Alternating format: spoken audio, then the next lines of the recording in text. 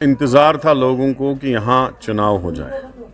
ये सही बात है, जो 30 साल का था जिसने 14 में वोट डाला वो आज 40 साल का हो गया। ये इसी स्टेट में हम बार बार देखते हैं, बाकी जगहों पे नहीं देखते हैं। अभी जो इलेक्शन अनाउंस हुआ है इसका हम वेलकम करते हैं।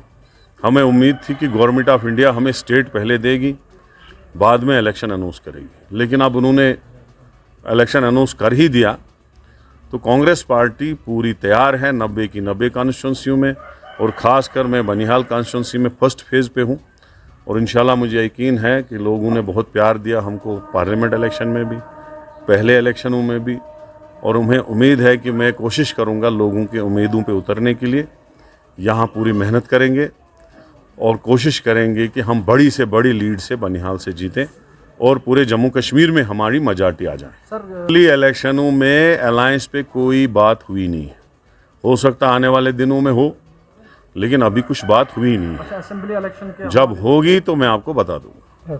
हम चाहते थे इलेक्शन से पहले हो, अब तो इलेक्शन हो गया, अनाउंस कोड ऑफ कंडक्ट लगा, अब तो मुश्किल है इलेक्शन से पहले मिलना। हम लड़ाई लड़ेंगे, हमने पहले भी लड़ी, आपने देखा कितने प्रोटेस्ट किए, काले कपड़े लगा के तक झंडे लगे उठा के हुए। 4 प्रोटेस्ट जम्मू में किए, डिस्ट्रिक्टों में किए। तो हम तो लगे हैं स्टेट हुड के लिए।